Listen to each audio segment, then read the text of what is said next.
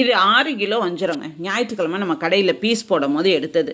நம்ம கடை வச்சுருக்கோம், நம்மளுக்கு எல்லாம் தெரியும் அப்படின்னு நான் நினச்சிக்கிட்டு இருக்கேன். இல்லைங்க, அனுபவப்படும் போது தான் ஒவ்வொரு விஷயமுமே நம்மளுக்கு தெரியுது. நாங்கள் பொதுவாக எங்கள் கடையில் எவ்வளோ பெரிய மீனாக இருந்தாலும் சரிங்க, முழுசாக தான் வாங்கிட்டு போவாங்க, ஷேர் பண்ணவே மாட்டாங்க. அப்படி ஷேர் பண்ணால் 2 பேருக்கு தான் ஷேர் பண்ணுவோம். தலையிலேருந்து வாலாக இருந்தாலும் சரி ஈக்குவலாக பிரிப்போம். நடுவில் இருக்க பீஸையும் கரெக்டாக பிரிப்போம். முன்னாடி பாதி பின்னாடி பாதின்னா நாங்கள் பிரிக்கவே மாட்டோம். ஒரு 7 மாதத்துக்கு முன்னாடி ஒருத்தர் என்கிட்ட மீன் வாங்குறாரு. இந்த மாதிரி வஞ்சரத்தை நான் ஈக்குவலாக பீஸ் போடும் போது அவர் சொல்கிறாரு, எனக்கு அதை மாதிரி வேணாம், தலையிலேருந்து முதல் பாதியை எனக்கு கொடுத்துருங்க அப்படிங்கிறாரு. இல்லை சார் அது வேஸ்ட் ஆகும் அப்படிங்கிறேன். இல்லை அதுதான் ருசி, எனக்கு அப்படி தான் வேணுங்கிறாரு.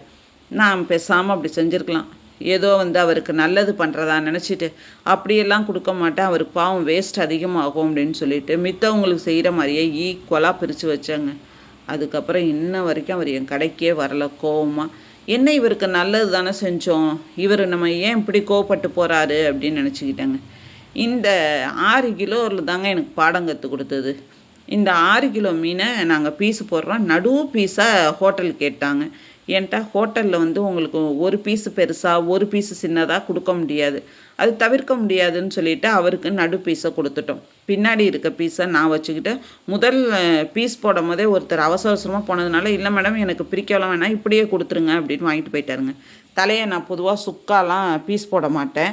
என் பொண்ணுக்கு சென்னைக்கு வச்சு கொடுத்துட்றதுனால கொடுவா எது கொடுத்துட்டாலும் முழு தலையாக வைக்கும் போது ஒரு பெரிய சம்பளத்தில் வச்சு கொடுக்க மாதிரி இருக்குது. அது கொஞ்சம் ட்ராவலிங் பண்ணும்போது கஷ்டமாக இருக்கே அப்படின்னு சொல்லிவிட்டு இந்த வாட்டி கொஞ்சம் சின்ன சின்ன பீஸாக போட்டேங்க. வெறும் இந்த தலை 2 வாழை மட்டும்தாங்க நான் குழம்புல போட்டு வச்சேன். அதுவே குழம்பு ஃபுல்லாக நிறக்க இருந்ததுங்க மீன். பொதுவாக நம்ம மீன் குழம்பு வச்சோம் அப்படின்னா அந்த மீன் குழம்பு நல்லா சாந்து ஒரு மணி நேரம் 2 மணி நேரம் கழித்து தான் அந்த மீன் குழம்பு நல்லா ருசி கொடுக்கும் உங்களுக்கு. இந்த மீனில் நான் மீனை போட்டு கொதிக்கும் போதே வாயில் ஊற்றி பார்க்குறேன். ருசி அவ்வளோ அருமையாக இருந்ததுங்க. பொதுவாக கொடுவா மீன் குழம்பு அவ்வளோ நல்லா இருக்கும்.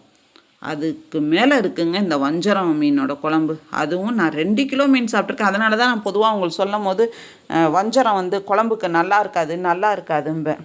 ஆனால் 6 கிலோ சைஸெல்லாம் வேறு லெவல் டேஸ்ட்டுங்க. அந்த தலையோவில் இருக்க முள் கூட முள்ளாவே இல்லைங்க, ஒரு பஞ்சு மாதிரி இருக்குது. ஒரு வாவல் மீன் எப்படி இருக்கும் நம்மளுக்கு சாஃப்டாக, அந்த மாதிரி ஒரு பஞ்சு மாதிரி இருக்குங்க.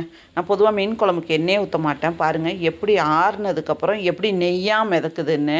அதனால தான் போல இருக்குது இதுக்கு நெய் மீனுன்னு பேர் வச்சுருக்காங்க. இன்னொரு தடவை இந்த மாதிரிலாம் மீன் வந்ததுன்னா மிஸ் பண்ணிடாதீங்க தலையை. அவ்வளோ ருசியாக இருக்குது. இப்போ தான் தெரியுது அந்த மனுஷன் ஏன் என் மேலே அவ்வளோ கோபமாக போனார் அப்படின்னு.